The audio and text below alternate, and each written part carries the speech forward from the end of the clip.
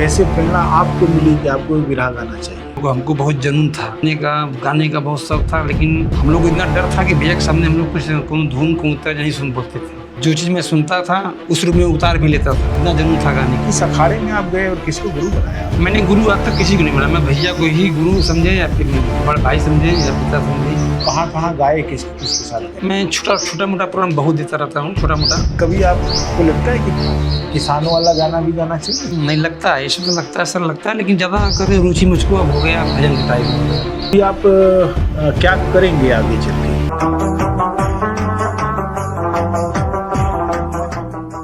संस्कृतियों के जैसे विभिन्न रूप होते हैं और उनमें स्थानीयताओं का बड़ा महत्व होता है। जो चीज़ एक जगह कुछ खास अर्थ रखती है, दूसरी जगह वह अलग ही अर्थ रखती है। उसी तरीके से संस्कृति कर्मियों का भी मामला है। बिरहा गायन में बहुत गलाकाट प्रतियोगिता के बीच में जो लोग आगे निकलकर अपनी चमक बिखेरते हैं, उससे ज़्यादा उसकी ज़मीन को मजबूत बनाने का काम स्थानीय स्तर के कलाकार करते रहते हैं। प्रायः उन कलाकारों के बारे में गंभीरतापूर्वक बात नहीं होती, जबकि मुझे लगता है कि उनकी बातचीत होनी चाहिए और उन्हीं के बहाने उस पूरी कला विधा के संकट की तस्दीक भी करनी चाहिए कि आखिर कौन सी चीज़ें हैं, कौन सी बातें हैं जो कलाकारों के लिए अवरोध पैदा कर रही हैं। बिरहा नई टेक्नोलॉजी का इतना ज़्यादा शिकार हुआ कि बहुत सारे गायकों ने अलग अलग पेशे अख्तियार कर लिए, उनकी बेरोजगारी बढ़ गई। इसमें गुटबाजी इस कदर बढ़ी कि बहुत सारे लोगों को तो मौका ही नहीं मिलता है। मैं आजमगढ़ और मऊ के ऐसे तमाम सारे कलाकारों से परिचित हो पाया इसी कारण से कि मैं उनका अभिलेखीकरण कर रहा था, उनका दस्तावेजीकरण कर रहा था और पाया कि वे बड़े धुरंधर कलाकार हैं, वे बड़े विलक्षण आवाज़ के धनी हैं, अंदाज के धनी हैं। ऐसे ही बनारस के एक गायक सियाराम यादव, जो चौबेपुर इलाके के रहने वाले हैं, और उनके बड़े भाई तिलकधारी यादव बहुत ही बड़े गायक रहे हैं। वे अपने अखाड़े के उज्जवल नक्षत्र रहे हैं। फिलहाल वे कई शारीरिक व्याधियों से जूझते हुए अब गाना छोड़ चुके हैं, लेकिन उनकी स्मृतियाँ बहुत ही अच्छी हैं इस मामले में कि उनको याद है सब कुछ। तो जिस घर में एक भाई ने जीवन भर संघर्ष किया और बिरहा गाया और ऊंचा मकाम बनाया, उसी घर में उनके छोटे भाई किस रूप में इस कला से जुड़े और कहां तक पहुंचे, किन किन लोगों से मिले और किन किन लोगों की याद उनके जहन में है। तो आइए जानते हैं सियाराम भाई से कि कैसी उनकी जीवन यात्रा रही है। सियाराम भाई नमस्कार। नमस्कार। आपका जन्म कब और कहाँ हुआ? मेरा जन्म हुआ सर 1976 में गांव पर हुआ, ग्राम आजाओ, थाना चौबेपुर अच्छा के अंतर्गत हुआ। तो आपके माने कितने भाई बहन आप लोग हैं? 2 भाई हैं, 1 बहन है। अच्छा, माने भाई बड़े हैं आपसे?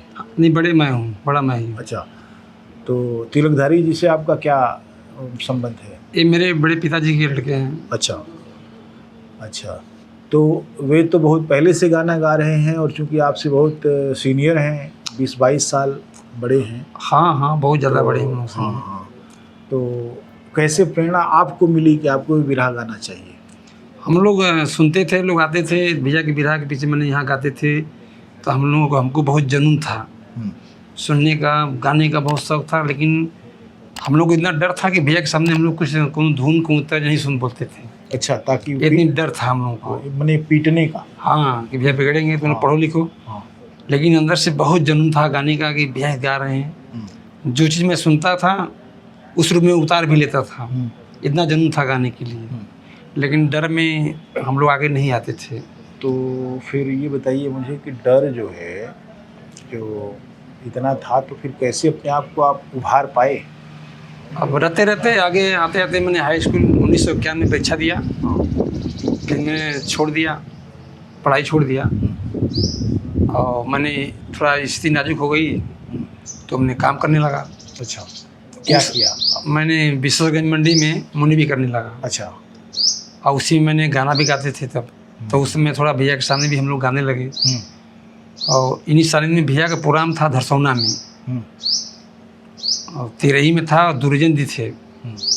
उस समय वो गैस थी, गैस चलती थी जलने के लिए। हाँ, जो हंडा वाला था। हाँ, ये लाइट फाइट नहीं थी। अब भैया जान गए थे कि गा रहे संग में गया था, तो 3 बजे भोरहरी में कहें कि छौटा तुम गवा। हमारी हिम्मत नहीं पड़ रही थी, एक ठंडी से टंगरी हिल रही थी और समाज में भी पहला दफा उठना था। वो गैस बता गई और उसी मैंने गा लिया। मैंने ये था कि अंधेरा हो गया तो अंधेरा ने हमारा जो भय है, हाँ, वो उन लोगों का चेहरा छिपा दिया, तो हम गा दिए। कैसे गाते हुए लग रहे थे ये देखने की मैंने ज़रूरत नहीं पड़ी। हाँ सर। तो हम मैंने अंधेरा भी कभी कभी साहस देता है सर, हमारा मनोबल अंधेरा भी साहस देता है, मनोबल देता है। तो ये बताइए कि इस अखाड़े में आप गए और किसको गुरु बनाया आपने? मैंने गुरु आज तक किसी को नहीं बनाया। मैं भैया को ही गुरु समझे या बड़े भाई समझे या पिता समझे। आज मैंने जो भी गा रहा हूँ आज भी भैया के सब है। तो अखाड़ा आपने किसी का ज्वाइन किया कि नहीं? अभी तक में हम भैया के मांग चलते हैं अखाड़े। अच्छा, तो मैंने बीच बीच में एक आध कवि और गायक ऐसे मिल गए जिन्होंने कहा कि हमने किसी को सिन्नी नहीं दिया। और जब मैंने यह बात कहा कि ठीक है भाई, कभी कभी आदमी सेल्फ टाट जो है वो होता है कि सब कुछ सीख लेता है और सबसे अलग हो जाता है। स्वशिक्षित व्यक्ति और स्वाध्यायी व्यक्ति का कोई हिसाब नहीं है, कोई जवाब नहीं है। तो उन्होंने कहा कि आपने ये क्यों लिख दिया कि हमने किसी को सिन्नी नहीं दिया, आप दूसरा उसको बदलिए। तो हमने कहा हम तो नहीं बदलेंगे। तो वैसे ही आपकी बात हो गई। बहरहाल, तो आप कहाँ कहाँ गाए, किसके साथ गए? मैं छोटा मोटा प्रोग्राम बहुत देता रहता हूँ। छोटा मोटा शादी ब्याह में हुआ, जन्मदिन पर हुआ। और एक महात्मा है जय गुरुमंदिर महाराज जी, परम संत जय गुरुमंदिर महाराज जी सोना वाले हैं, सत्संग होता है, उसमें ज़्यादा हम लोग प्रोग्राम इसमें दे रहे हैं। अच्छा, उसमें गाने का ज़्यादा मौका मिलता है हम लोग को। अच्छा, तो वही में गाते रहते हैं इसी। तो गाने से दाल रोटी चली या नहीं चली? अब सब दाल रोटी से तो मुझसे नहीं, तो ना मेरी शौक है यार इसमें। अच्छा, अब बस शौक हमारे गाते रहते हैं। तो क्या वैसे बिरहा में क्या आप गाते हैं? बिरहा गाते हैं या कुछ और? बिरहा भी समय आने पर गा लेते हैं, भजन ज़्यादा भजन गाते हैं हम। अच्छा, तो अच्छा, कभी आपको लगता है कि किसानों वाला गाना भी गाना चाहिए?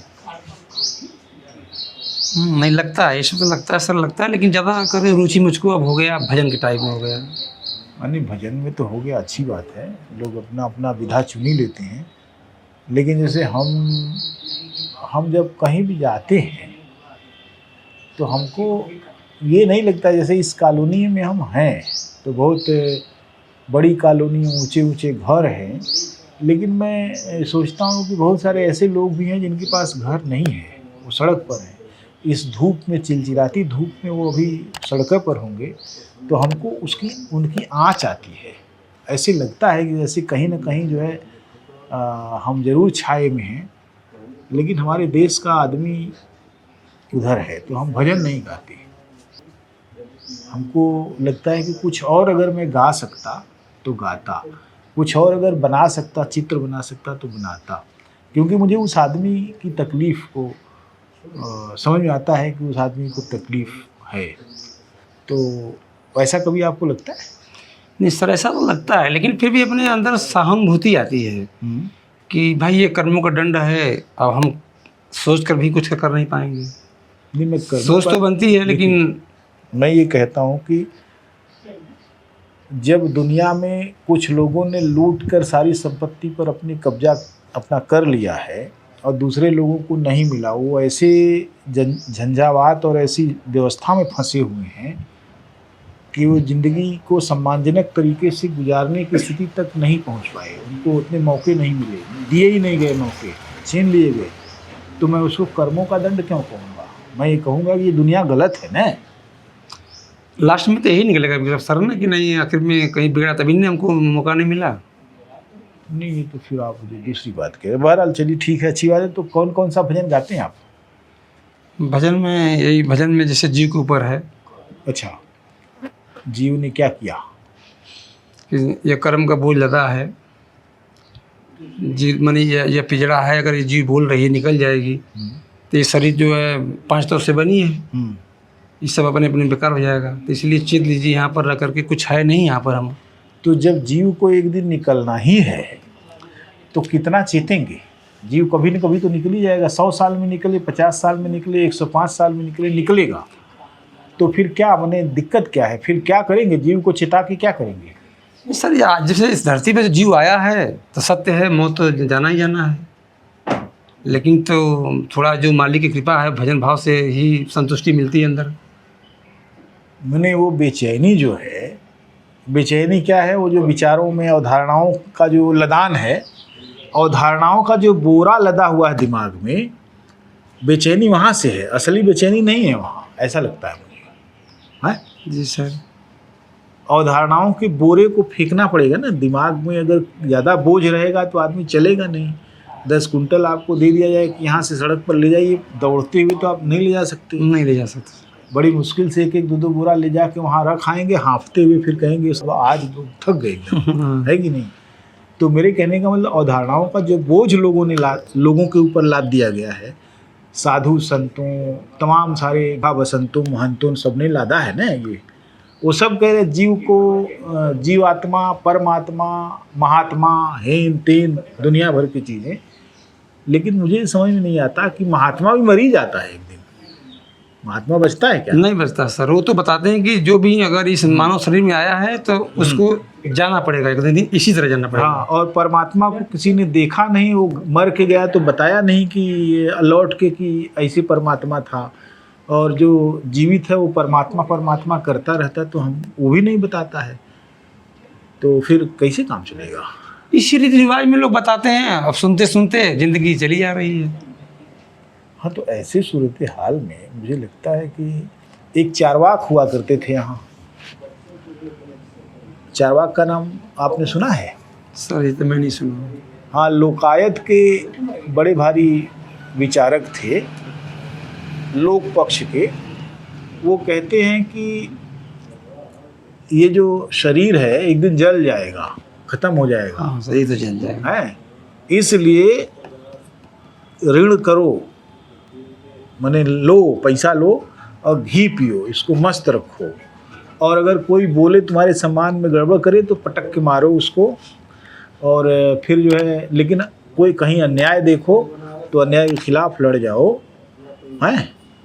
और ये दुनिया इसी बात की है, तुम अपने समय में अन्याय के खिलाफ लड़ो, तुम्हारे बाद वाली पीढ़ियां जब आएंगी अन्याय के खिलाफ तुमको देख के लड़ेंगी।